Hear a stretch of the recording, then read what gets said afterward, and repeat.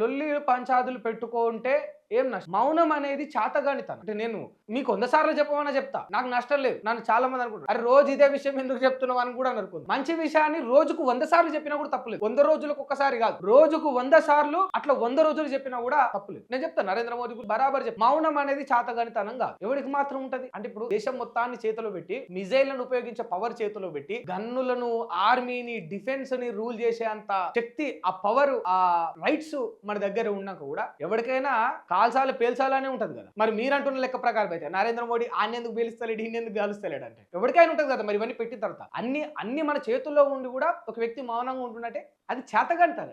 ఒక బాంబు మనం వేస్తే తిరిగి రెండో బాంబు మన మీద పడడానికి గ్యారెంటీ ఏంది? ఎవడిస్తాడు? ఎవడు రాసిస్తాడు చెప్పు? ఇప్పుడు సోషల్ మీడియాలో కామెంట్ పెడతాడు, ఒక బాంబు మనం వేస్తే ఏమైపోతే రెండో బాంబు మన మీద పడదని ఏంది గ్యారెంటీ? చెప్పు నువ్వు నాకు. ప్రతి దానికి యుద్ధమే పరిష్కారం కాదు. యుద్ధంతోనే అన్ని సాల్వ్ అవుతాయి అని అనుకుంటే ట్రంప్ కు వ్యతిరేకంగా 3000 మంది వచ్చి నిరసన వ్యక్తం చేస్తా ఉన్నారు. ఏం లాభం?